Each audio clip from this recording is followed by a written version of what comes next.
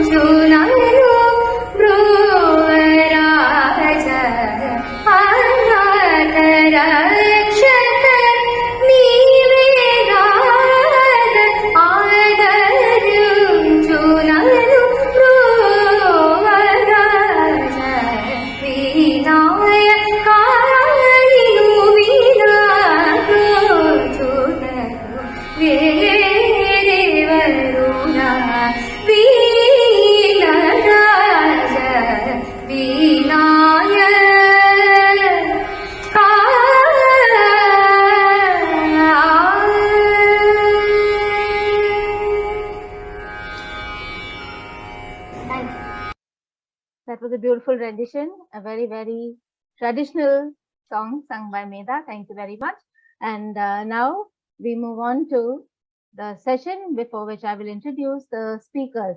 We are actually very, very blessed today because we have 2 eminent speakers, 2 of them, not one, from the Chinmay Vishwa Vidyapeeth, Cochin. Chinmay Vishwa Vidyapeeth is a deemed to be university in the de novo category and has been established as the torchbearer for the presentation of Indian cultural heritage and its knowledge traditions through higher education. So we have 2 people, Dr. Pramod Dinakar, who is the head of School of Ethics, Governance, Culture and Social Systems at the Chinmay Vishwa Vidyapeeth. He is a research supervisor guiding PhD students in the discipline of education. He was a postdoctoral fellow with funding, of course, from the ICSSR. He has more than 10 publications to his credit and has presented more than 60 papers in national and international conferences. He is an educator as well as a trainer for 18 years with expertise in aspects related to education and psychology. He is a sought after resource person in both governmental and private sectors and has conducted sessions in medical, engineering, teacher education, nursing, arts and science colleges, schools, etc. And for various groups of people like professionals, doctors, engineers, gazetted officers, media persons, and also for different NGOs. He is actively involved with various philanthropic projects also. So let's give him an applause as a welcome. And now we have Srinath Mohandas, who is an assistant professor at the School of Ethics, Governance, Culture. and social systems. He is an educator specialized in curriculum and pedagogy with experience in developing content, designing curriculum, and teaching middle and high school levels. He has worked closely with several schools across Tamil Nadu, catering to their academic needs that include curriculum, pedagogy, teacher professional development, etc. He has also developed social studies and environmental studies lessons for standards 2 to 6, both CBSE and ICSE boards, while working with an earlier company called Chrysalis. As a value educator, he conceived and conducted workshops based on the Chinma Vision program as part of school's initiative to foster cultural values. He also writes, speaks, and conducts youth workshops on various themes related to the Indian knowledge systems. His expertise lies in curriculum development and school systems and processes. Outside academics, he is keenly interested in folklore and cultural narratives, which become the theme for his blog storytelling sessions, which are quite popular among children, youth, and elders. He likes traveling, especially solo bike rides to different places. And a very, very important point of interest for us personally is that Srinath ji was also a teacher of value education at Chinma Vidyalaya Pallavur. So I invite both of them to share ideas on the topic Indian education systems and practices and survey. Welcome to both of you. Yes, before they start, Meena ma'am, I would also like to add the very concept of whatever we are going through now, these sessions, all of that, it started, the starting point is Mr. Srinath. We have developed a portal with the Chinmaya Vishwavidyapeeth. They were the ones who came up to sign up with us saying that Education Cell and Vishwavidyapeeth should jointly launch a portal. And a lot of work has been done. We also have our Gayatri ma'am here. In fact, we are the people together. We worked and launched the portal. Lot of work done by the technology team of Chinmaya Vishwavidyapeeth that we have launched a portal. And all the sessions that we have been having, all the recordings have all been uploaded in the Chinmaya Vishwavidyapeeth channel in that portal. And I'm sure you, whenever you feel like, you can take a look at them when you're preparing for exams, you can take a look at them. And Pramod ji is heading this Knowledge Traditions of India, the section in Chinmaya Vishwavidyapeeth, if I'm right, Pramod ji. And it's very, very fortunate that we have both of them here jointly taking this session. And we're very, very happy both of you are here. You can go ahead. Whoever is going to start the session, we can go. Thank you so much. Thank you, Shanti ma'am. Thank you, Meena ma'am. A very gracious introduction of both of us. I would, before I start, I would like to say I just became a nimittam in the whole KTPI project, and I can no way take any credit for that. But I'm extremely proud and happy that I could be part of such a big project, which of course the Education Cell and CVV has embarked upon. And even more happy that I could take a session today, which is part of that knowledge series of KTPI session. So plan for today is Pramodji and I. So I have prepared a small presentation. I'll be taking all of us through that. And Pramodji will come up with his expert comments and opinions at certain points of time as I move on with the slides. I will be basic. So whatever is contained in the KTPI lesson, education practices, the lesson that you have gone through, I have made the presentation in the same structure, in the same line, so that it will be helpful for all of us, all of you. And over and above that, the connections to the modern education, connections to the educational systems that we find today, that connection will be made by Pramodji at various junctures. So that is how we have planned for today. Okay. So I ask more for my own understanding. It is absolutely fine. I mean, it is great if you have already covered it, and if you are yet to cover, that is also absolutely fine. The session will be of benefit to you also. So don't worry about that. So education in ancient India systems and practices. This is the chapter name. Here, a quick overview of the education in ancient India has been given.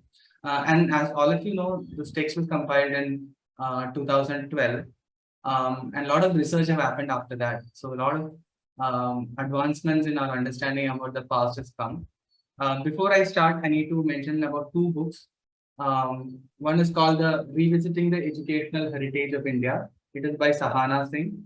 She's a very popular author, especially in social media. She has a good following. She's a very good researcher from United States. So she has written this book called Revisiting the Educational Heritage of India, which is a strongly suggested read for everyone. And in this particular presentation, both Pramodji and myself have depended on that particular book for a lot of insights. Then there's another even more celebrated book, which is called the, I hope you can see it, Education in Ancient India. It is by Dr. Professor A.S. Altekar. This book was written in 1944, right? And this Altekar was such a great scholar and such a great pundit. He actually painstakingly went back to every possible source that he could find and codified all the educational heritage of India. Before, and even in Indian tradition and Indian culture, we do not have one book which actually talks about all the educational practices of our country, right? So educational practices can be found in every text of India. That is how it is. So somebody has to take that effort of bringing together all the sources, putting that in a logical fashion, putting that in a model that modern day people will understand, and bring a book out of that. And that is what A.S. Altekar did in his book called Education in Ancient India. And all the education research in ancient India that is happening today has references to this seminal work. And it has undergone many many editions, also translation to many languages. So these are the two important books that we should always know whenever we are talking about education in ancient India. And there are other great books as well, but these are the primary two books I would like to introduce. Yeah. So I went through your text as well. As a student, I also read the entire text, and it's very beautifully put. Of course, whatever could be done in those limited pages, they have done great work about that. And it starts with two travelers, right? It starts with the two travelers called Pahin and Zhuangzhang. Some people say Huanshan, but I think the Chinese is Zhuangzhang. The X is the alphabet used.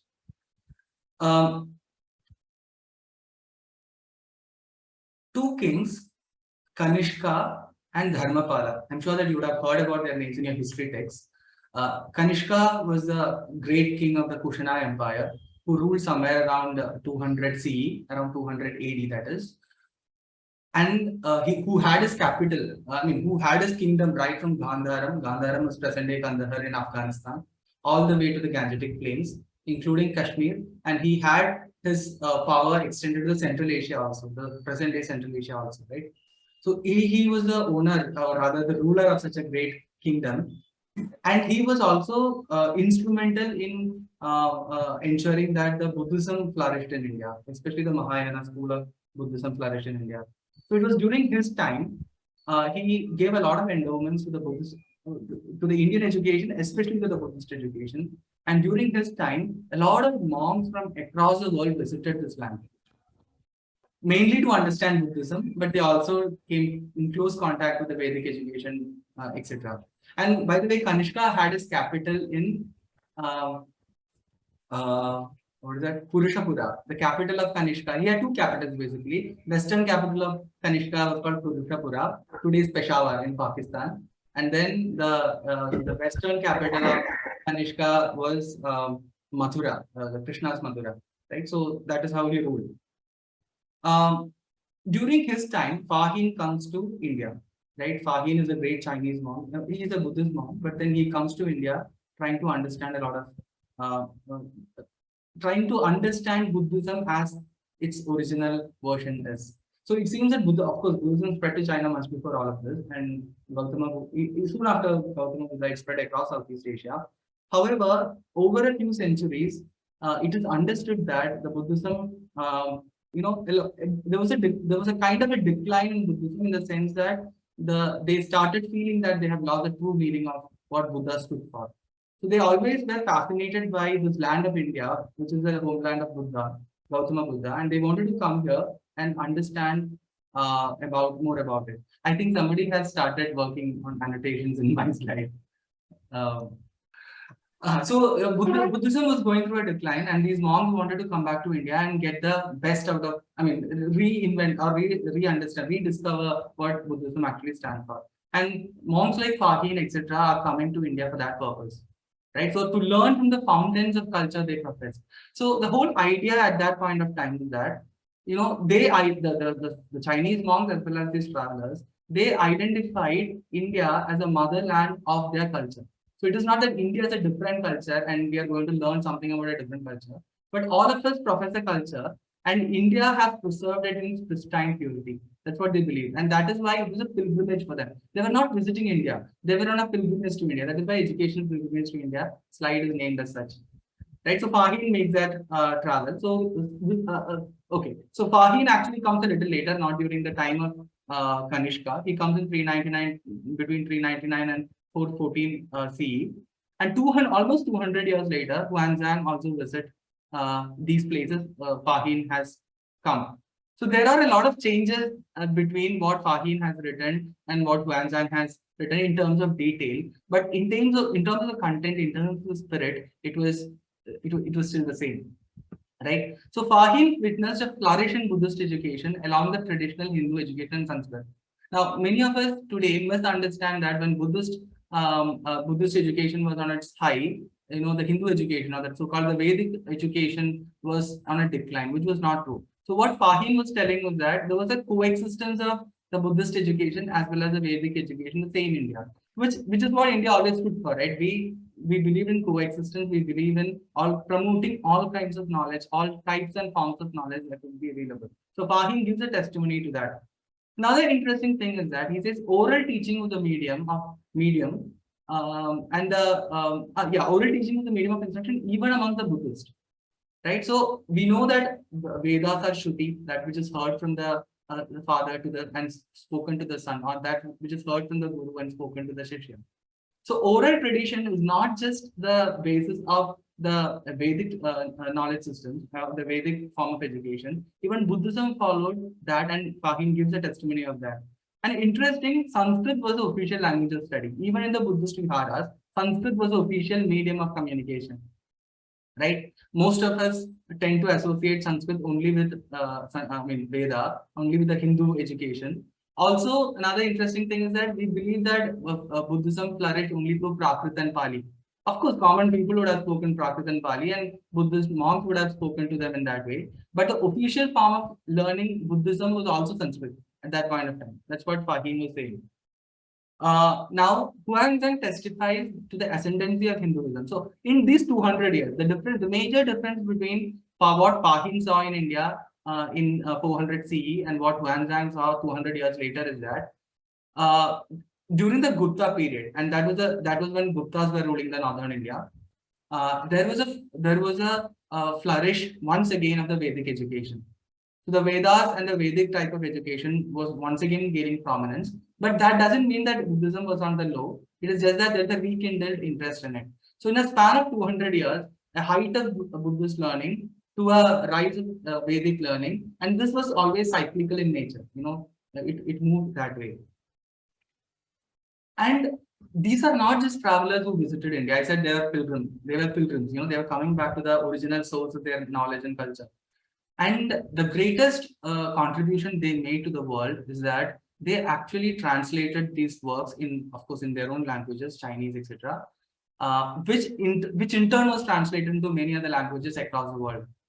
So it is like this: India was a hub of knowledge, and then works from here were translated, and those translations were again translated, and India was virtually powering a knowledge revolution across the world. Today, when Narendra Modi ji speaks, India has to be Vishwa Guru and all, right? It is not a new dream that we have to grow into. India was always a Vishwa Guru, and that's what Modi ji also say. I mean, we know that in our tradition. So what is this Vishwa Guru all about? Guru to the world. And what is this Gurudom to the world? Is it like we boss around people? Definitely not. This Gurudom that we are talking about is that we are we are a community or a society of people completely committed to knowledge, and this knowledge was made available to people across the world so that the entire world is benefited out of it. So Fahim Huanzhang has some of the examples where this particular thing happened. And on the right, what you see is the travel route of Fahim. He started from this place called Yuanyang in China, and you can see the way he came out. The red shows how he came to India, and the blue shows how he went back. And he spent almost 16 years traveling this way, gathering knowledge. and he was a pilgrim of knowledge. I'll take some excerpts from what Fahim and Huanzhang said, what they saw in India. So they say the priests endowed them with fields, houses, gardens, and orchids, along with resident population and cattle. These grants were engraved on plates of metal and were handed down from king to king without anyone daring to annul them. These gifts of endowments also included other necessities such as food. When the king made their offerings to a community of monks, they may take off their royal caps along with their relatives and ministers, supply them with food with their own hands. So this is what Fahim says. So what he saw in India was very different from what he saw in other places. Here, the king, the ruler of the land, is actually showing his humility towards a teacher. He's taking his headgear, he's taking his power and things like that. And grants were given. So let us say if I am the king and I make a promise that I share this much things with you. A grant is given to you. Now my successor would not annul it. It is a promise made by the king and every other king. Even if that particular kingdom was invaded by another king, he would still stick to the contracts. He still stick to the rules and promises made by one king to the teacher and the university. That is because there was a common understanding that knowledge is what is that? The knowledge is most sacred, and nobody should come in the way of annulling it. Right? We say "Nahi jnanena sadrishyam pavitram vidyate." The greatest purifier is knowledge. Right? So everybody agreed upon that one particular principle. Now, this is an example. This is Fahim again, right? The inhabitants of Magadha were rich and prosperous and vie with one another in the practice of benevolence and righteousness. The heads of families compete with one another for charity. In their rest houses and hospitals, widows, destitute, orphans, maimed men, cripples go and are provided with food, bed, shelter, doctors, and when they feel better, they are allowed to leave. Right? So, in this particular kingdom of Magadha, people were really rich and they were competing with each other for charity. Who will do more charity, right? And this was directly connected to the system of education that was imparted during those times. And for Fahim, all of this was a great wonder. How do people live like this? The teachers explain general meaning and teach them with details. They rouse them to activity. They instruct the inert. They instruct the inert and sharpen the dull. They doggedly persevere, repeating instructions until the training is finished. There was one sentence in your text which said that in ancient India, it was teacher-centric. The education was teacher-centric. I would disagree with it. And also it depends on how do we define teacher-centeredness. There was a lot of importance for guru. There is a lot of importance for acharya in our system.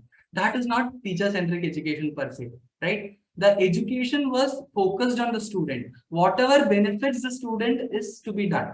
And teachers are empowered to do that. It doesn't mean that whatever the teacher feels like doing will be done, right? So the education is always for the student, right? Education is always for the shishya. But how better that student can take, the teachers can come up with various ways of doing it. Pramod will of course talk more about it, so I'll not go into it. So now this is what the excerpt that Fahim gives here is one example of how how student focused this particular system was. There are a few more quotes. I will not go through it. I can share this PPT with all of you. You can read it as and when you get time. Yeah, so I think these are some experts from Fahim. By the way, there is a movie called Zhuangzhang. It's a Chinese movie. It is really available on YouTube. I request all of you to watch it. You have English subtitles there. I think it is almost 3 hours movie. It talks about the journey of Huanzhang from China to India and return. And it also shows the University of Nalanda. The University of Takshashila where he was and he learned various things. So it is very beautifully shown. So I think this is a good movie that all of us can watch. It's available on YouTube. It's called Huanzhang. I said there was a knowledge transfer happening from here, and India was a knowledge hub, and across the world it led to a revolution of knowledge. So these are some of the ways in which various places across the world got benefited from India. So knowledge from India went to Europe, But of course, this is happening after 14th century. That is, this is happening just 600, 700 years ago. Medicine, surgery, logic, grammar, linguistics, mathematics, astronomy, foundations of calculus. Knowledge from here went there, and there was a revolution. We know the Enlightenment phase of the Europe and how they came out of Dark Ages and things like that. Similarly, so it is said that when the French or the Portuguese, I don't remember one of them. This I heard from one of the talks of Sri Rajiv Malhotra. So he was telling that I think it was the French in 1700s when they came to Kerala, they met a physician, a Vaidya, a local Vaidya. He belonged to this Irava community of Kerala. Iravas are not the Brahmin community, but they had an illustrious lineage of Vaidyas coming from them. Now, today, many of us might not believe it. I mean, generally, the education that we have learned doesn't tell all of this, right? So, Irava community are an illustrious lineage of Vaidyas, which can be traced back to Ayurveda, even though they are not the so-called, they don't fall into the so-called Brahmin community as such, which actually shows that, the knowledge was much more liberal, the knowledge was much more seeped in to all communities of the place. So the point is the French came, they made friends with this particular Vaidya, and he took them across India, he took them across Kerala to all the forests, to all the places, showed them what each leaf is capable of, showed them what each plant can, how it can help the human system. And they codified the knowledge, which they took back to the France, and later it became the foundations of modern allopathy. Now, this is a claim Sri Rajiv Malhotra ji makes, and I go by his claim because, he's a good researcher, a credible researcher. So I take his word for that. But you can do more research. So the point here is that this is how one knowledge goes from here to another place, and a new whole revolution takes up there, and a new branch of science, also evolves from out of it. India to Greece and Egypt, which are the ancient civilizations, medicine, the Hippocratic oath that the doctors take after they qualify MBBS, it is from Charaka's oath, So in Charaka Samhita, there is an oath that a medical student, a general medicine student has to take once they complete the course. And Hippocratic oath is an idea which evolved out of it. And even to this day, allopathic doctors do that. And Ayurvedics also take the Charaka oath. That is what I understand, right? There are a lot of other things. I'm not going into them. To the West Asia and Persia, again, Panchatantra, right? I'll come talk about Panchatantra in a while. Aphorisms, astronomy went to Persia, and we have this whole tradition of Arabic astronomy, Arabic mathematics also. They call the Persian mathematics, things like that, right? Now that has its origins from India. So it went there, and then it assumed a life of its own, and it became a great tradition in its own right in that particular place. To Japan, Sanskrit went, literature, deities, rituals such as Yajna, Buddhist texts, of course, all of them went to Japan. To China, again, Buddhist texts, printing press, Ayurveda, gynecology, obstetrics, pediatric psychology. How many of you watched the movie Era Mariva? Of course, they can't communicate each other, so I'm just asking this. So those who have watched this movie called Era Mariva, I think it was released in 2012. Yeah, wonderful. So it's a good movie. Of course, a little masala there, but that is part of the movie. You can excuse. But it basically talks about Bodhidharman, right? Bodhidharman was a Pallava prince who went all across to China, and then who started that martial art form. So all the Chinese martial arts that we know, karate, kung fu, there are various other forms, right? I don't remember the names of all of them. Now they have their base in coloring, right? So the last session, the KTPI knowledge series, the session before this one, Dr. Arun Surendranji and Mahesh Gurkal had come, and many of you attended it also, right? And they were talking about the Indian martial art tradition, especially Kalaripaita. So Kalaripaita is the mother of martial arts, and Bodhidharman took it to China, and many new traditions came out of it. So what was this guy? Bruce Lee.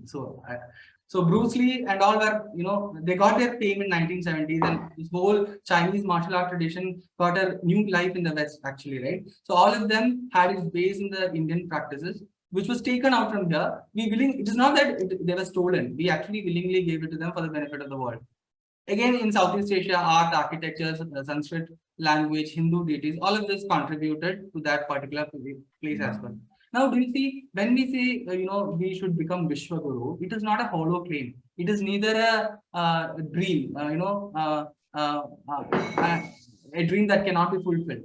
This is what the role of India. In fact, Sri Aurobindo Ghosh, the great freedom fighter and the great yogi, who's a modern day rishi, right? Who lived 100 years back in India. Aurobindo says there is only one reason for India to exist, right? There is only one reason for India to exist, and if that reason is no more there, then India is as good as dying. And what is that one reason? To give knowledge to the world, right? To give dharma to the world. And so long as we don't do our swadharma is to impart knowledge to the world. And so long as we do not do that, this race, this civilization cannot sustain. This civilization will have a natural death. And the only reason why last 5,000 or maybe even 10,000 years or even before that, we stretch back to antiquity, right? And the only reason why for almost these many thousands of years we survived is not because we did not have weaknesses, but we still had our purpose to fulfill, which is to give knowledge to the world. So today we have to take back that role and live up to our swadharma, and everything will fall in place. So that is this small video, graphic is all about. This is sourced from this book, Revisiting the Educational Heritage of India by Sahana Singh. So key takeaways from Pahyan and Xuanzang. Pursuit of knowledge was considered the greatest in India at all points of time. Honor is only in knowing the truth. You might be the greatest king, you might be the greatest businessman, you might have the greatest of wealth, but the respect is associated with knowledge. And knowing the truth is considered to be the highest knowledge and the most worthy of worship. Now, from Fahim's and Xuanzang's excerpts also, we understand that the education was not mechanical and soulless. One of the criticisms that we face today about education is that, it is just mechanical, right? There is no soul in education. You learn something for a job, and then there is no heart in it. Now, that was not the case with the ancient Indian education. They were living natural methods that under the conditions of education they created, help the seeds of thought in the tender mind germinate, fructify the young leaders, the spirit of inquiry, the quest of truth, which is the highest gift a teacher can bestow on the student. Then there was universal respect bestowed to teachers by kings and public, right? Teachers held that esteemed position and everybody respected them. To a great extent, this is true even today, right? A teacher might be a KG teacher, a teacher might be an Anganwadi teacher, but still in our culture and tradition, let us say the parents are civil service officers, IAS officer and IPS officer. They are sending their child to Anganwadi or even to the KG. And that teacher is still respected by the civil servants, irrespective of what they are, right? So this is culturally imbibed in us. And this comes in our tradition. Learned men combined intellectual superiority with superior morals, right? So intellect was not, intellect knowledge was a basic requirement. It was a foundation, but you won't become great with intellectual knowledge. The superior morals is what defined and beautified the character of a person. So there was no differentiation. There was no differentiation between intellectual knowledge and morality. They were combined. There was no classification between secular knowledge and spiritual knowledge. Knowledge is one, right? And knowledge is incomplete without superior morals. Knowledge is incomplete without values. Let's put it that way, right? So we never differentiated it between secular education and non-secular or theological or spiritual education. One of the great, so this is an excerpt from Xuanzang. So he says, one of the great teachers in this Mahayana monastery was a great Brahmin named Radha Swami, a professor of Mahayana school of thought, who understood everything. Xuanzang says, who understood everything and living in spotless purity. See, he's a great intellectual as well as he is a great person with a great moral values, living in spotless purity. He might be 50 years old and all people look up to him, including the king. Now, this is a first-hand testimony by Xuanzang, who tells that this was the ideal of a teacher at that particular point of time. Isn't it so inspiring? Hundreds of centers of higher learning across the regions with thousands of dedicated teachers and students studied in these monasteries. At this point, we should also understand that the universities, the Mahaviharas that Xuanzang and Pahim visited, they had hundreds and hundreds of teachers with thousands and thousands of students. And these teachers did not come from one varna or one jati or one community for that matter. because you need those many teachers, and if you need those many teachers, of course you need to take them from the common pool of people available, right? So it also tells that it could not be correct if we say that education was limited to one community or one particular varna of people. That could not be the right thing to say. And these are examples from Huanzhang and Fahim excerpts. I mean, there are many other excerpts. Well, I'm limiting myself only to these two. Now I'll come to goals of education. Of course, in ancient India, these are things we already know. I'm just summarizing it, especially as students and teachers of Chinmaya Vidyalaya, we already know this, but it is important that we spell it out. So knowledge about inner and outer dimensions. Knowledge, what is knowledge? It is knowledge about the world and knowledge about the self. These are not two different things. We already said that it is not secular knowledge, secular education and spiritual education. Knowledge is one, and knowledge is complete only with an outer dimension as well as an inner dimension. This is what we call in our culture as Paravidya and Aparavidya, right? Paravidya is the knowledge about the self, Atmajnanam, Brahmajnanam, all of that. And Aparavidya is about everything that is not related to the knowledge of the self as Aparavidya, which includes astronomy, which includes physics, which includes your social sciences, your mathematics, your chemistry, everything is included under Aparavidya. Now, if you see, this is also in a way very much, or this is the spirit of CVP also, right? Chinmaya Vision Program, which is based on the vision of Gurudev Swami Chinmayananda. It was codified and run through the Chinmaya Vidyalaya schools, right? And I'm sure that maybe the schools like Amrita Vidyalaya, Vivekananda Kendra schools, Saraswati Vidyalayas. Now, these schools may not be calling it CVP or anything, but I'm sure that the spirit of their education is also very much this. When Gurudev said Chinmaya Vidyalaya are school with a difference, what is this difference we are talking about? Then this difference and uniqueness come in comparison with the modern educational systems, right? So this is the essence and spirit of education in India.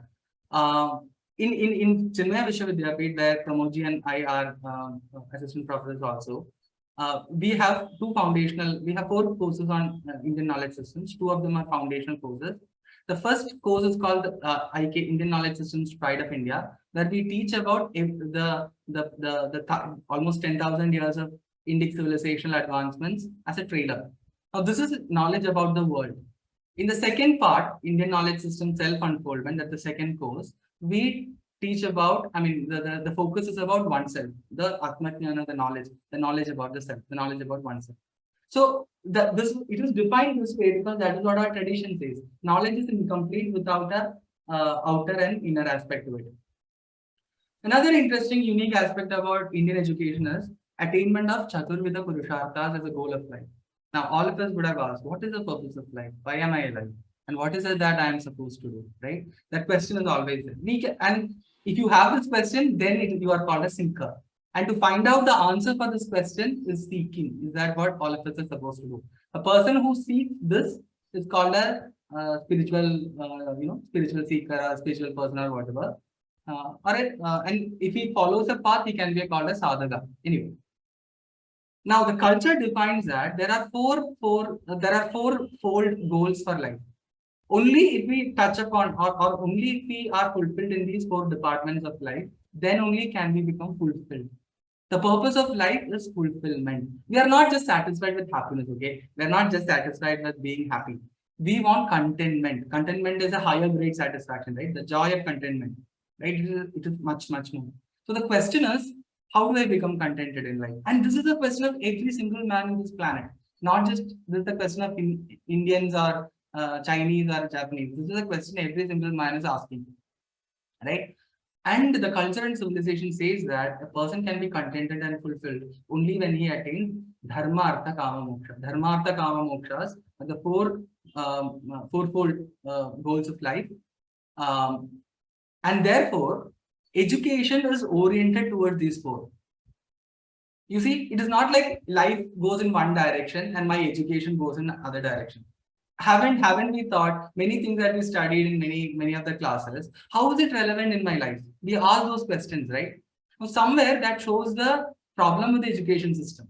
Now, I'm not saying that everything that we studied in the normal schooling is not relevant. That is not my point. My point is very limited. It says that education system should be devised in a way that everything that we learn is associated and connected with life, and it has a practical value also.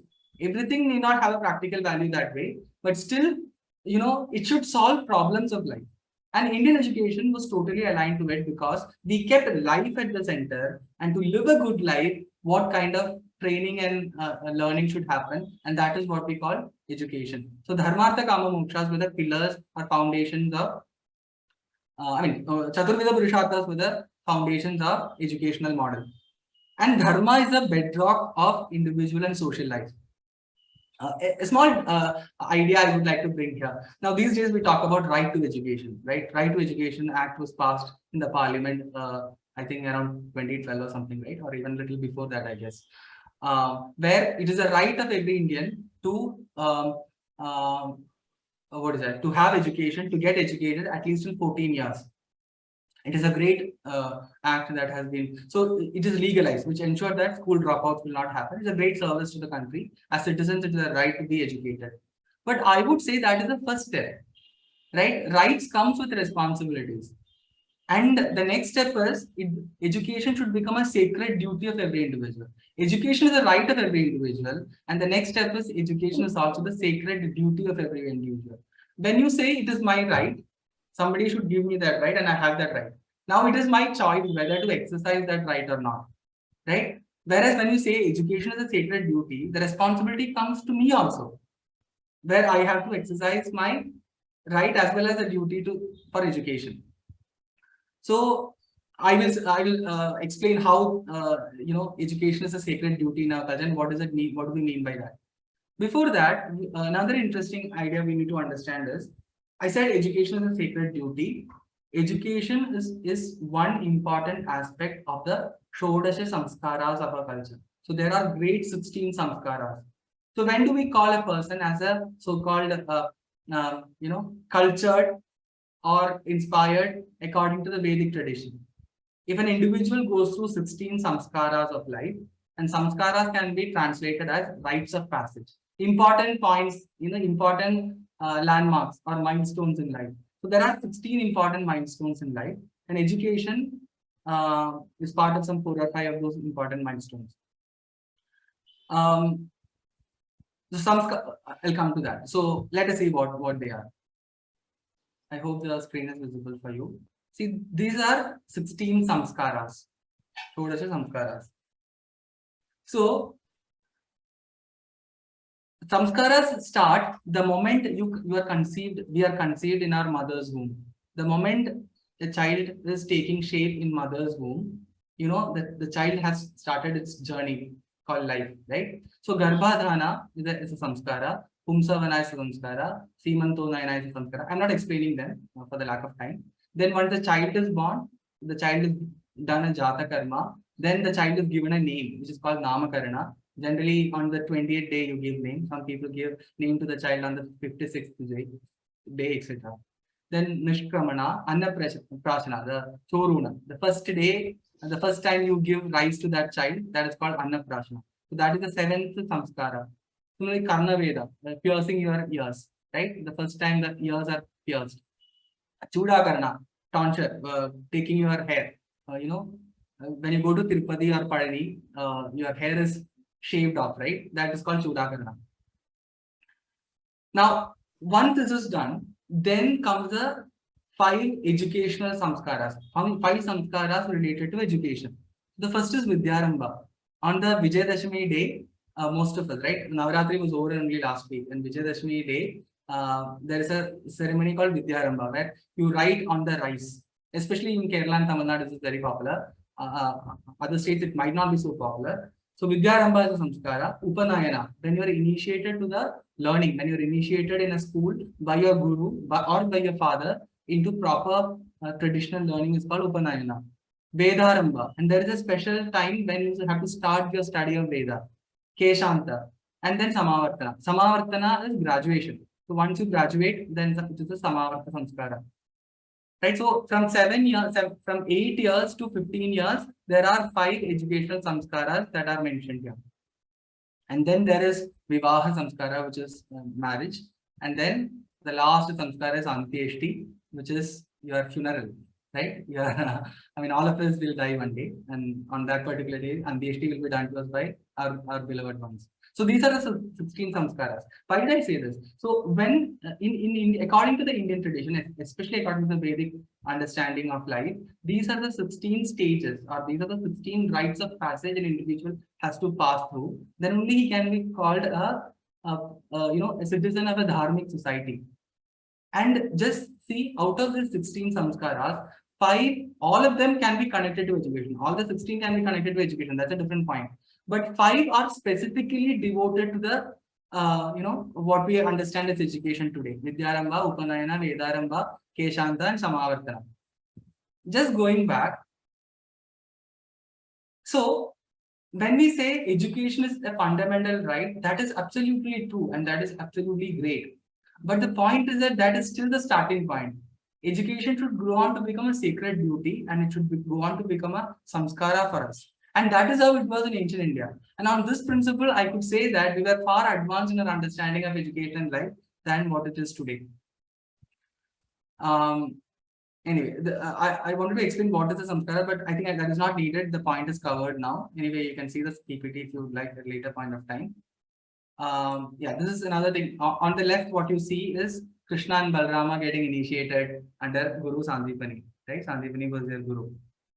So this Vidyaramba, introduction to the world of letters, it happened actually between the years of 2 years and 5 years, Vidyarambam, right? The young children. So today, Vidyaramba Samskara may not be done by many of our people, but they will send the child to the creche or the Anganwadi or all of that. That will qualify as Vidyaramba. Then Upanayana, so this is interesting. The first samskara an individual performs chanting the mantra himself, that is Upanayana. In ancient India, if the child belongs to the Brahmana Varna, then at 8 years he is supposed to do the Upanayana. If he belongs to Kshatriya Varna at 12 years, if he belongs to the Vaishya Varna, 16 years. Now, Bhaudhayana Grihya Sutras, another great text that comes from 300 BCE, it says it encourages all members of society, including the Shudras, to undergo Upanayana. Right? This is not widely spoken about in our system today. So, a rishi as great as Bhaudhayana has explicitly said that it is everybody's right and duty to get initiated into education. Now, education for in your text, there is this title, there is this section called physical education, which talks about how, not just intellect was addressed, your physical body was also addressed, which is absolutely true. But I would like to modify it as education for BMI. BMI is a very typical Chinmaya Mission word, popularized by Gurudev Swami Chinmayanji. BMI, I know all of you know, stands for body, mind, and intellect, right? So education was designed in such a way that each of these aspects, as well as the spiritual quotient of the child, is touched. So students participate in Krida. Krida means various kinds of games and recreational activities. It included running, hiding, hopping, etc. So the hide and seek game that all of us would have played as first standard child or a second standard child, it is coming all the way down from many thousands of years. And that was an integral part of, the educational system of that time. Then Vyayama Prakara, which are various kinds of exercises, was also included.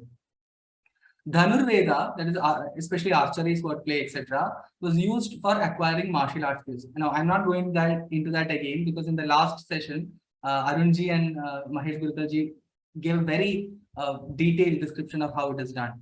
Similarly, so the first two are addressed to your body. Then Yoga Sadhana was advised, which includes Pranayama, Nadi Shuddhi, etc., for sense control. And sense control is directly related to your mind. So educating the mind is an integral part of that. Now, in order to demonstrate learning, students engage in Shastrartha, which is debating, right? So here your intellectual prowess is being proved. You debate with scholars and where you have to defend your position and you have to break the other person's contentions, right? Now, my question is, does this model seem very familiar? In your schools, you have physical development, mental development, intellectual development, spiritual development, Indian culture, universal outlook. What did I miss? Patriotism. You have these, so you have 4 buckets of development, and then you have 3 attitudes that we have to ensure to be successful in life. Do you see where it comes from? It comes from the ancient Indian understanding of how education should be done. Today we call it as in Chinmaya Vidyalayas we address it as CVP. So this is a connect that's so CVP is a practical application of an ancient concept of how education should be done, which is adapted to the 21st century of the world, right? So, and this is also a reason why Chinmaya Vidyalayas, if you generally compare the students across the spectrum, you will see that students coming from certain schools and certain sampradayas, so certain kinds of values and activities. I'm not limiting to Chinmaya Vidyalayas for sure. I'm sure that Amrita Vidyalaya and Vivek. So personally, I have great experience with Vivekananda Kendra schools as well as Saraswati Vidyalayas. I'm sure that the same is with Amrita Vidyalaya. So what I'm trying to say is that there is a value for the Indic model of education that is practiced even today in 21st century when you are competing with some of the best schools in the world which profess the modern education, which comes in the tradition of the modern education. So we are at par with them in many ways, I would say, or even excellent compared to some other ways. Now, this is a small video after which I will explain why this video was shown. How many of you watched Bahubali movie? You can put it in chat. Bahubali 1 and 2. I hope you really like those movies. And this is a clip from Bahubali. Let's see how is it relevant for us. Is it audible? Yes, audible.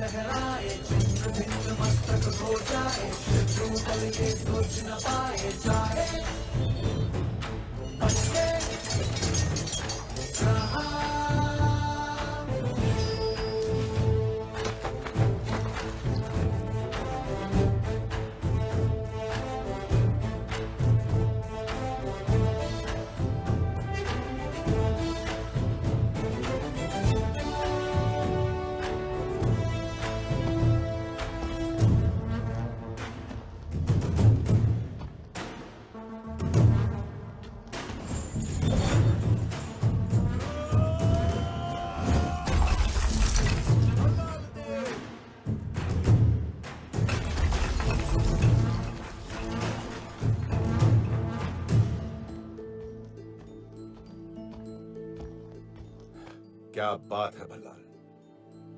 जब मैं राजा बनूंगा तुम होगे मेरे सेनापति।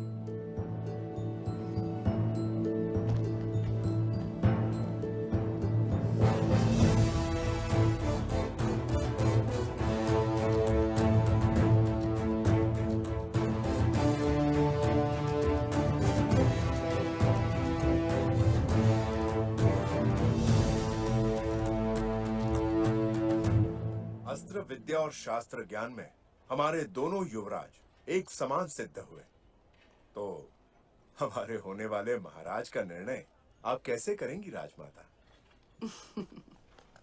परमेश्वर मेरे दोनों पुत्रों पर समान कृपा करके मेरी परीक्षा ले रहा है। Okay, so I'm sure that all of you will identify this with the movie Bahubali. This is clip from there. So why did I show this? We talked about physical training as well as the Shastra, which is the intellectual training, right? So whatever you see, Rajamouli has directed this beautiful movie, and these sets and these these scenes that they have created, those are actually taken out from what the models that are given in our Shastras. For example, Artha Shastra talks about how do you train a prince, how a prince should be trained, right? So there are detailed explanations and mentionings about how the training should happen. So somebody like Rajamouli, a genius, can actually take out those cues and recreate it. So what you saw today is not a fiction of, and it is not a fantasy. It is not a fictional tale that way.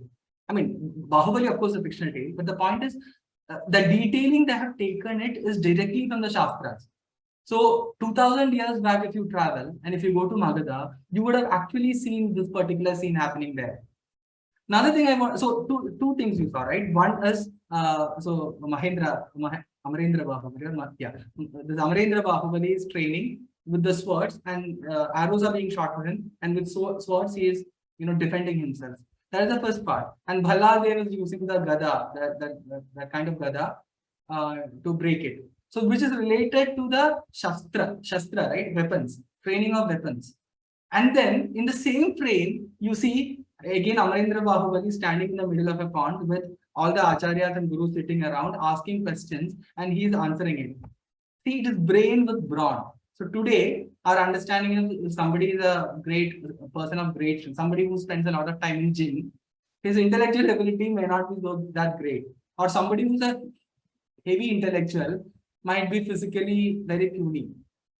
But that was not the ideal we always kept in front of us. A person should be both good in Shastra and Shastra, right? And this is just a model for that. But also another thing is that don't think that it was limited to the kings. Don't think that it was limited, this education was limited to the princes.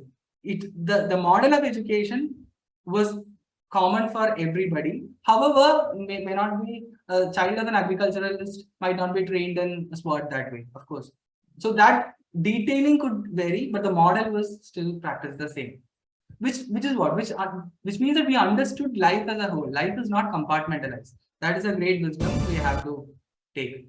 Now this is training of the prince as per Arthashastra. I will not go into it. It will take time. Now I request Pramodji to please come in and share some of his thoughts on this.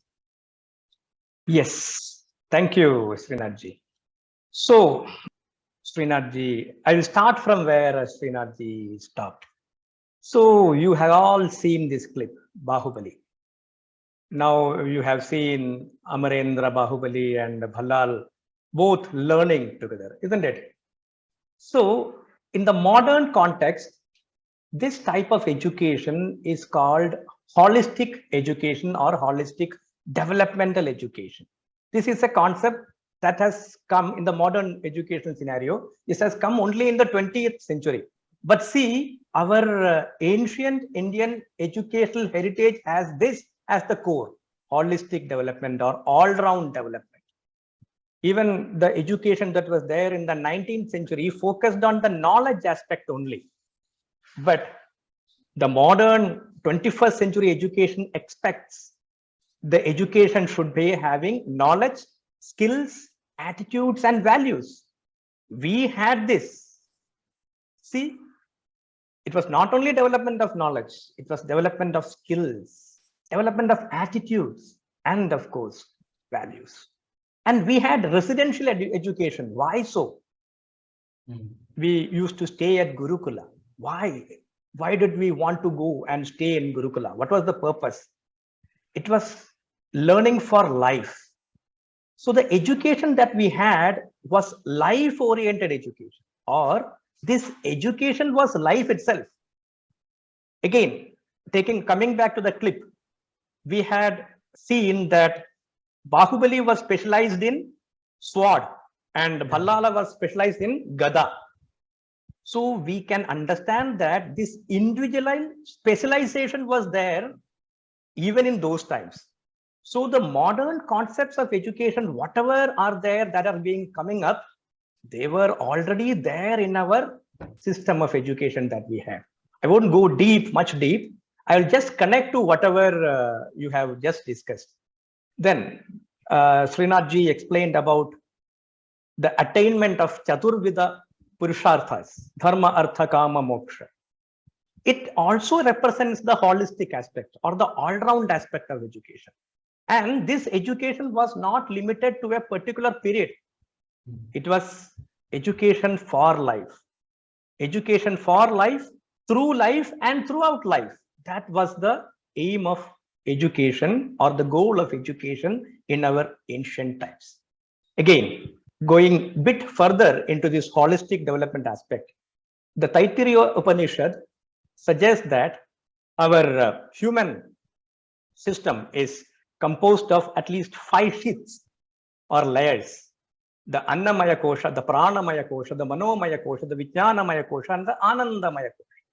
Annamaya Kosha caters to what we call the body aspect, which we have discussed.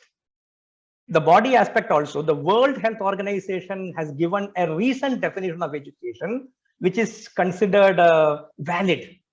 It suggests that health is a state of complete physical, mental, and social well-being, and not merely the absence of disease or infirmity.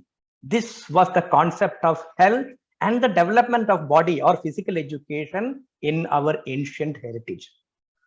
So the education catered to the development of the Annamaya Kosha, or the physical body.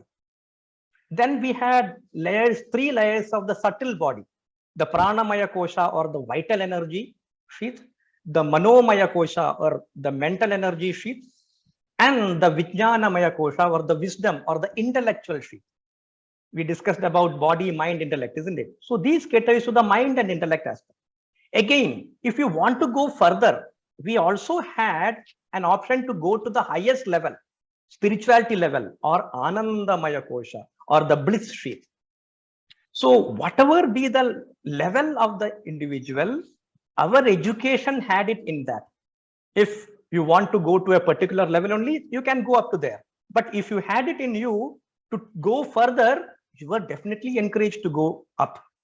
Again, coming to a recent report by Jacques Delors submitted to the UNESCO, there is something called 4 pillars of education that are considered to be the goals of modern education.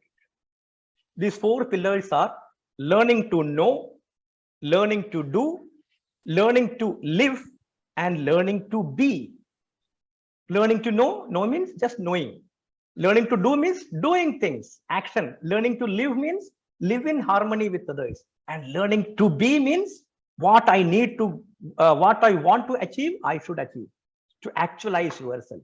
So this was submitted in 99, 2000, that time. We had this as our core of education in the Vedic period itself.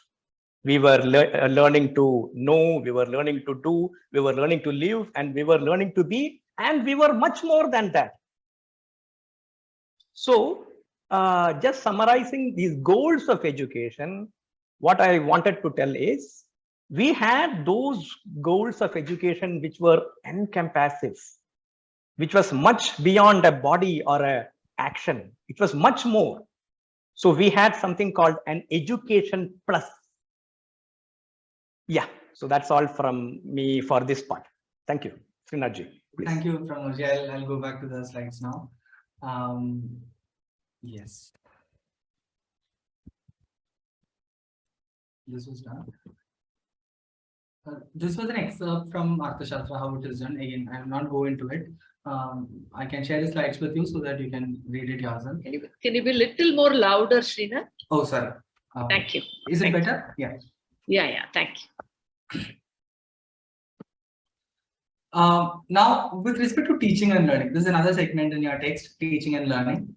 I must say that text has actually beautifully covered the landscape of education in India, especially from a point of view of a 12 standard. So I think these sections are very, very well thought out that way. So learning, teaching and learning, the text says one knowledge, there was only one knowledge. Knowledge is one whole, one complete, and that is codified and classified into disciplines. The best example is, how many Vedas are there? Can you put in the chat box, please? How many Vedas are there? Can someone please put in chat? How many Vedas are there? Simple, straightforward question.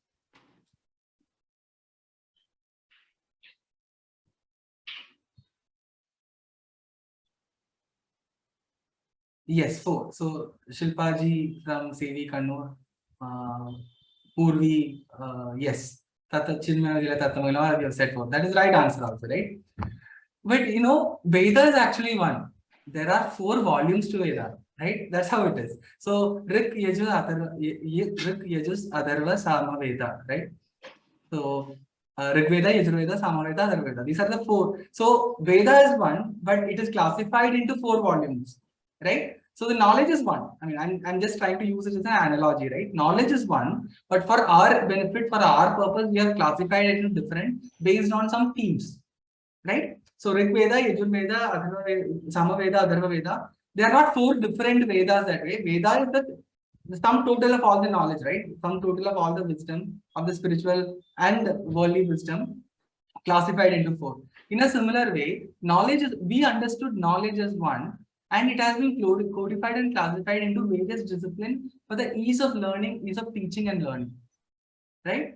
So it is one knowledge, and this is very stark. This idea is very relevant in the Indian education system right from the day one, right? So that is why you can say that this person called Vararuchi was a great rishi, a great sage. I think he lived maybe in 1st or 2nd century AD. Some people say he's a great, he's considered a great rishi, of course. Then a very spiritual person, a great guru. Some people also consider him a great grammarian, the Sanskrit grammarian. Some people also consider him a great astronomer, right? So now today, today each of these are different disciplines. And to be expert in one field, naturally an expert in one field might not know things about the other field, because that's the specialization done to them. But here the knowledge is conceived to be one, and therefore they had that scope for pursuing it that way.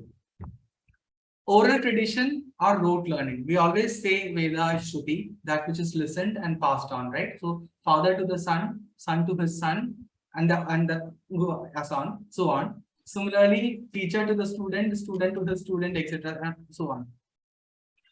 Now, one of the criticisms that we face about this is that, so Indians have been in the oral tradition, and therefore a lot of stress is put on memory. A lot of stress is put on memorizing. Think about it. Those days when things were not written down, written down in paper or even palm leaf manuscript, whatever your teacher taught, you have to memorize it. Not one word should be distorted, and not one intonation should be lost, so that you preserve it as you got it and give it back to your students, which they will do. So the Vedic tradition of even today, it is primarily an oral tradition, which means, the great rishis conceived it, passed it on in words, and then they memorized it and transmitted it across generations.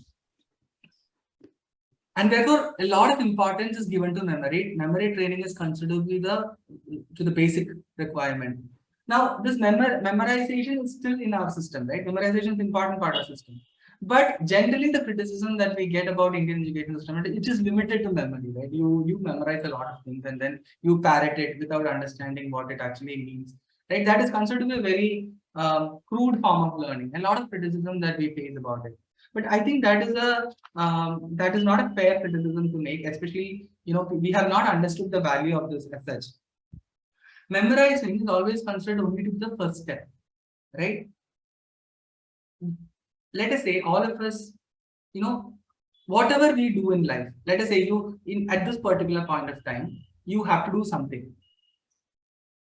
Your memory is that power that guides you to do whatever you have to do it right now, right? Your thought is what is guiding you, right? So the knowledge is actually stored in the form of memory that way. So therefore, first of all, there is an inherent value for memorization, right? Now, an alternate system that is spoken about these days is, see, if everything is available on Google, if I want to know about ancient India, just type ancient India in Google and I get 100 results about it. Like, so whatever I want to know, any information that I want to know, I'll get over internet, right? But do we understand the danger of it?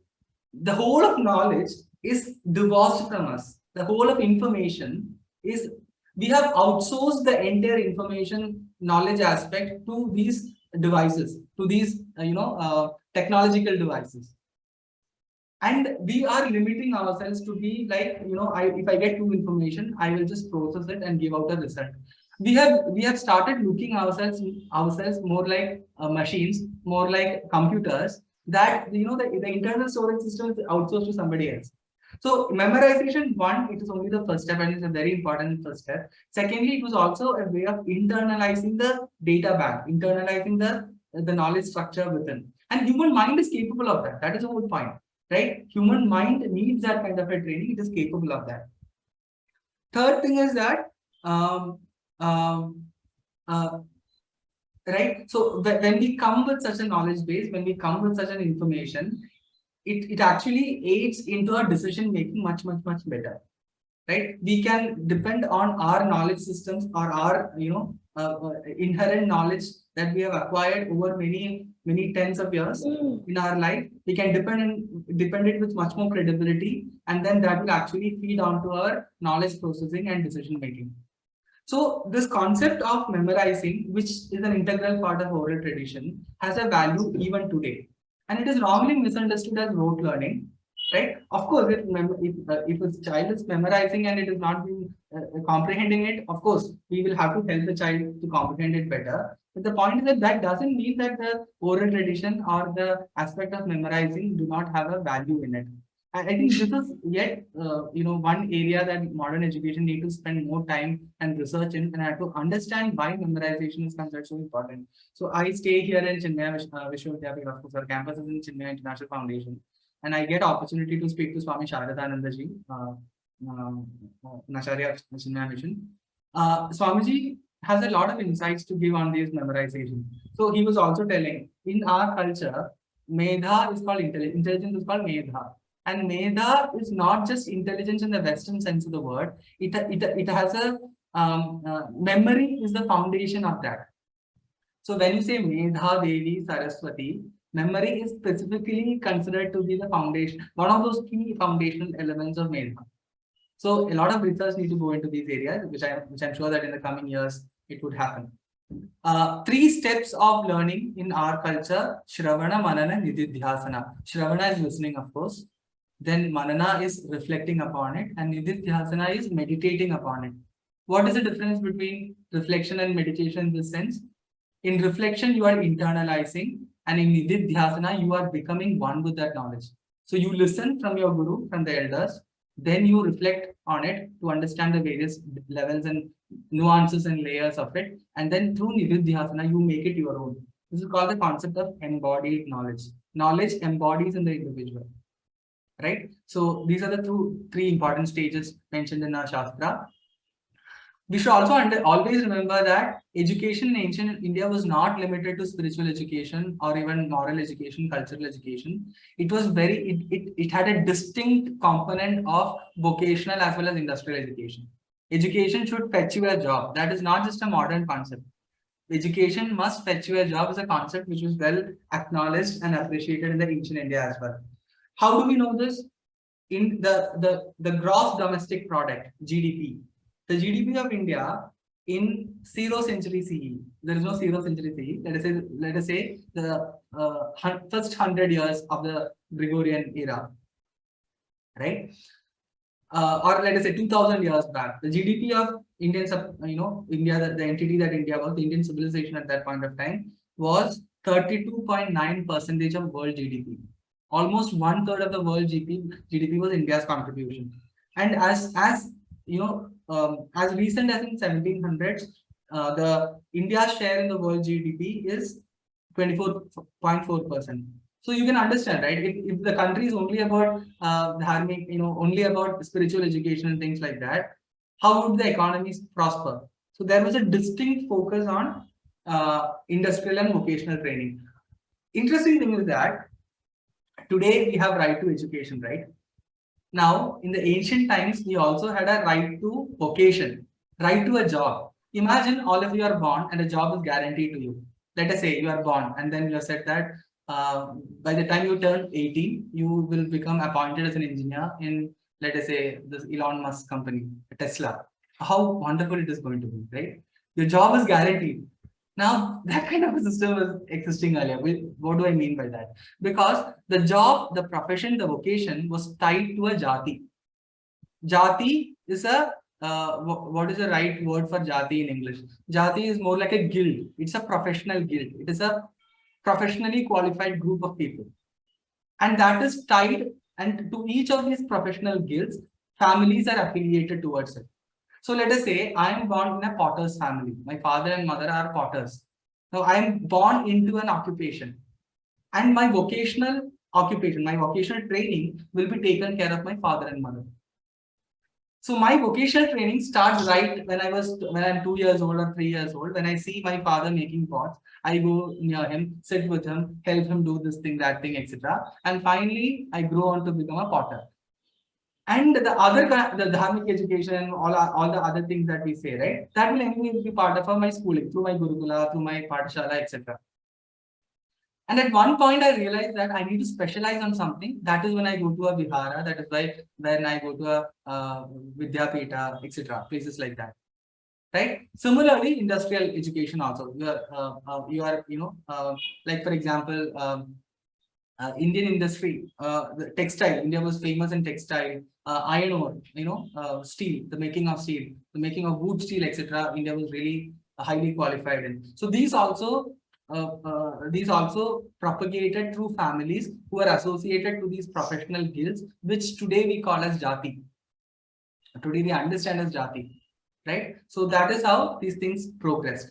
Your text has a beautiful description of how to classify Vidya, knowledge. I have put it in a box form here. So Vidya can be Shastra as well as Kavya. Kavya are imaginative literature, like Kalidasa's Kavyas, right? Mahakavyas, etc. Shastra, there are Paurushaya and Apaurushaya. Paurushaya means that which are written, which are written down by human beings, right? So Purana Itihasas, Vyasa has written the Puranas. Mahabharata was also written by Vyasa. Valmiki wrote Ramayana. Those are examples of Purana Itihasas.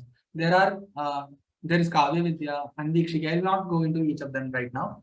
Varta means agriculture and trade. Trade and agriculture is also considered to be a specialized field of knowledge, which is classified under Smriti literature of India, which are Paurushaya.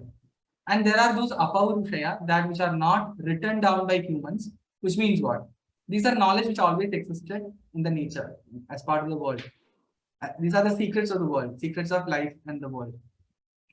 And then between them, there is another classification which cannot be called Apaurushaya, which cannot be called not written by humans, which also cannot be called purely written by humans, somewhere in between. Those are called the categories Upavedas. There are 5 Upaveda. Again, we will not go into that. So they are beautiful literature, which all of us must read at least once in our lifetime. Again, this is not relevant in terms of your KTPI text, but I just thought to put it here. The Indic knowledge systems, there is a literary part and there is a non-literary part. Literary part means those which are written down, right? So there are scriptures related to Sanatana Dharma, which today we call Hinduism. There are other dharmic traditions, but cannot be called Hinduism, like Buddhism, Jainism, Sikhism, etc. Then there are regional literature, which can be mapped to Indian knowledge systems. Then there are oral traditions, like art forms, your health habits, your food habits, and things like that. A little bit about pedagogy from ancient India. What is pedagogy? How do you teach? What do you teach? You want to teach something, but how do you teach that? Now that methodology, that approach that you take to teach something you want to teach is called pedagogy, right? So how do you teach? What do you teach? India had a unique way. I mean, there are many different ways. I am only touching upon 2 aspects here. One is education through games, and the other is education through fables. So education through games, how many of you have played Snakes and Ladder? I'm sure many of you would have played. And chess, I'm sure that there are a lot of chess enthusiasts here. Then how many of you play card games? Rummy, I don't know what are the card games, but there are lots of card games, right? Rummy is one of them. That is the only card game I know. So these are some of the examples of card games, games, right? Now, the Indians actually thought that these games are actually really good in imparting knowledge as well. So Snakes and Ladders earlier was called Mokshapada. Mokshapada was the name of that particular game. So the ladders represent the virtues in life, the snakes represent the vices in life, and you have to navigate through it. That is the game. Chaturanga. So modern day chess actually developed from Chaturanga. In Chaturanga, there was actually a component of luck as well as strategy. In today's chess, it is purely strategy. There is no component of luck involved in it. But in ancient India, Chaturanga had luck as well as strategy involved. So you would have seen Mahabharata serial, where Shakuni is plotting against the Pandavas. So Shaguni would come, right? And he has the dice in his hands, and then he does this, puts it down, and then some number comes, and you have to proceed accordingly, right? So this is how Chaturanga used to play. That two dice were part of the Chaturanga game. However, later when it became chess, that aspect was removed. Then yes, concepts of dharma, punya, papa, etc. were conveyed through all of this. You would have come across this popular English idiom, which is back to the square one, right? Back to square one. I did everything and finally I'm here back in square one, right? The back to square one actually comes from Chaturanga. Sorry, it actually comes from snakes and ladder, right? Mokshapada, right? You would have gone all the way to 99. You just need 1 to get into 100. Sorry, you would have gone all the way to 98. You just need 2 to get into 100. But you got 1, and at right in 99, there's a snake, and you got into its mouth, and it took you all the way back to 0. So that is how our life is also, right? Sometimes we think that we're at the cusp of something, and then something would happen. So idiom back to square one in English actually came from snakes and ladders. Now, how old are these games? They're really old, right? 2,500 years back from the Harappan sites, we could actually retrieve some of the dices, etc., that they were being used. Also, card games. Those days, of course, cards are not made of paper, but the cards were made of cloth. So, cloth with beautifully illustrated scenes from Ramayana, etc., would become the card games of those periods. Similarly, Subhashitas, I'm sure that all of you know various Subhashitas, right? Small aphorisms for life. Now, these Subhashitas was later extended to various small short kathas, the stories. Those stories are the Panchatantra, the Hitopatesha, the Jataka, etc. So, Panchatantra by Vishnu Sharman, it is almost 2,200 years old. Then Hitopatesha stories by Narayana Pandita, almost 800 years old. Now, these were what? These were crash courses on Niti Shastra. Is somebody who could not go to a great acharya and devote his 14 years under for the study of Niti Shastra, but still he could actually come up with small stories through Panchatantra and Hitopatesha, and becomes a 3 months crash course on Niti Shastra. But the point is, it is as effective as it is. Right, so we really innovated on strategies and pedagogy and things like that. Jataka Tales by Vaidyanatha Dikshita from 1426. It basically consists of the Buddhist ideals of life and things like that. But then those are also great examples of pedagogies which we pioneered as Indians. I would request Pramodji to come in at this point and share some thoughts. Yes. So let me just connect the content matter and the pedagogies with the contemporary pedagogies and content. So Srinathji mentioned about the importance of memorization. Memorization was the most important method or approach that was used in our early days. So memorization and repetition. And the modern day psychiatry and science or neuroscience suggests that when you memorize things in a systematic way, there are at least 4 parts of your brain which are being developed or enhanced. One is called the hippocampus, which is there in the hind part of your brain or the back part of the brain, which actually activates. So when you are doing this memorization on a daily basis, your hippocampus gets active. And once it gets active, the amount of time or repetition you require to memorize a particular content matter gets less and less. For example, you are reciting a sloka or you are reading and repeating a sloka. You need to repeat it 10 times to get it into your head. But when your hippocampus is enhanced, you may require just 2 or 3 times. Again, if you improve it upon it, after just one reading, it goes directly in your hippocampus and stores there. So this is a scientific finding of the 21st century. Researches on this are happening all across the globe, leading from the Massachusetts Institute of Science and Technology. Even in India, researches are happening on this particular aspect. Then again, after hippocampus, there is another part of the brain which is actually developing because of this repetition and memorization. That is this part called the neocortex or the prefrontal cortex, which is the storehouse of the information processing. So when you learn, you are actually processing information. So actually memorization helps you to acquire skills associated with learning. It makes things easier. So you memorize some poem or some sloka or whatever in the morning. It helps you to learn mathematics easily. Because once this prefrontal cortex is activated, it can help you acquire elements of knowledge easily. Then there is one part behind the brain called the cerebellum, which is also called the little brain, which actually connects the terminals of the brain with the other parts of the nervous system. So that actually coordinates muscles.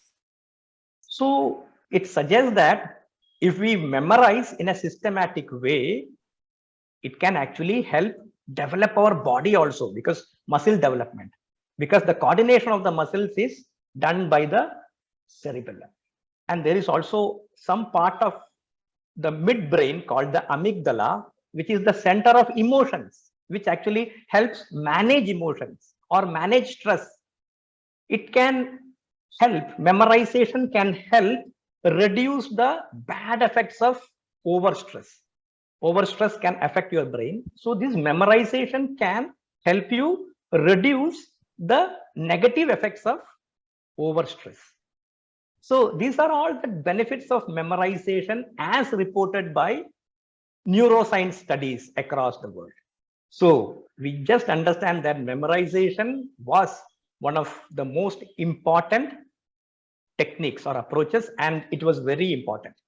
Again, it was not just memorization alone that was the key to the success of those earlier methods, because it is said that when you memorize, it activates the left part of the brain. So you need to activate the right part of the brain also. The modern psychology calls it hemispheric learning. For that, we had something like experiential learning in those times. The students were asked to go to the forest, go to the society and learn things by themselves, which is equivalent to the modern concept of constructivist learnings. And again, Srinathji told about the importance of games, gamification, Actually, games, not online games, but physical games help you develop the right part of the brain. Again, learning through fables, stories, help you to kindle your imagination, which again develop the right part of the brain. So we can very well tell that our heritage with regard to the content and methods helped in developing the hemispheric approach. That means both parts of the brain were equally supported, kindled. That is why these methods were very effective. Then coming to another aspect, we had multiple disciplines or subjects of learning. So you might have heard about the national education policy, isn't it? That has come recently, which will be introduced throughout India in the coming years.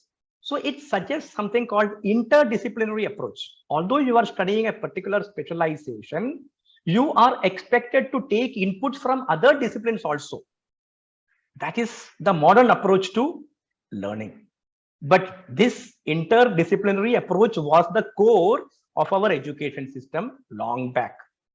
Then this Sodasha Samskara, or the 16 Samskaras of life, as mentioned by Srinathji, it suggests that education is lifelong or continuing education. Then I will go to one or two methods that he had suggested. Debates as one of the methods. Debates developed critical thinking. Critical thinking means 360-degree thinking on all sides of a problem, thinking on different perspectives. It helped develop that. And we had something called critical pedagogy those days. Those days the approach was different, but in the modern day, call it issue-based education or critical approach, critical pedagogy. So our system of education had that, and we focused on higher order thinking skills. The modern education theory suggests that The better learning or the best learning happens when the education caters to the higher order thinking skills like analyzing or applying at a higher level or developing new things, creating. All these are higher order thinking skills. So our heritage supported these higher order thinking skills. Then these days, especially when you are moving in a professional oriented education, there are two words that come to you: soft skills approach, outcome focused approach. And there is another method also, life skills approach. Soft skills means you focus on what you want to achieve and you focus on that. If you get that, you are happy, you are okay. So you are just focusing on the outcomes only. But life skills is a different concept. It focuses on goals, but the process of achieving goals is also as important. So this life skills approach was there in our Gurukulas or our system of education. Compared to the soft skills approach, we gave more importance to the life skills approach. We considered life as the center, as Srinath ji suggested. Then we had different strategies to make life effective and efficient. Then one or two or important aspects that the modern educational pedagogy suggests is personality-based approach. Each person is different. Each person is unique. So the learning should be individualized and personality-based. So we had a system where we had three gunas: the sattva guna, the rajo guna, and the tamo guna. And our system of education catered to these three gunas. So that is very important, because this is also part of the holistic approach of education that I suggested. Then again, one more, I will stop with one more, because the more I think, I get more and more inputs. So I will suggest one more aspect only. The modern day pedagogy suggests three concepts related to intelligence: multiple intelligence, emotional intelligence, and spiritual intelligence. Multiple intelligence, put forward by Howard Gardner in 1983, suggests that intelligence is not just limited to thinking or mathematical intelligence, but it includes many other disciplines or aspects as well. It can be music, it can be visual thinking, it can be interpersonal relationship, it can be linguistic ability, it can be intrapersonal abilities. All these things are or can be part of intelligence. The concept that we followed in those days catered to the multiple intelligence, and our multiple intelligences were not limited to 8, but much beyond that. Again, the second concept related to intelligence is emotional intelligence. Daniel Goleman, Salovey, and Mayer, they suggest that if you want to be a success in life, pure intelligence or this critical intelligence or logical thinking intelligence is not going to help you alone. What you need is emotional intelligence. How you can manage your emotions. That is more important than IQ. And we had this emotional training also there. Then modern day, another aspect of intelligence has come up. It is called spiritual intelligence. Spiritual intelligence is understanding who you are. Introspection or understanding ourselves was the core of our education system long back. So what I want to suggest is that our content of learning and the methods and approaches of learning are far more than what the modern day psychology or management or educational pedagogy could offer. Yeah. Thank you all so much. Thank you. My heartfelt gratitude to Srinath and Pramod ji for spending your valuable time. And a lot of research has been done. I can see that. I mean, they have gone through the book. All children, all of you should know, I send the lesson to them first and they study the lesson and they are aligning their talk to the lesson so that it doesn't go completely, out of track. And so much of support is extended by the speakers that we are all getting this benefit. Thank you all so much. And thanks once again to Chinmaya Vishwavidyapeeth, to the Vice Chancellor, communicate my gratitude to him for sparing both of you for this wonderful session. Thanks to all of you. And be there and then note down and ask more questions, children. That will really, really make it more interesting. Thank you so much.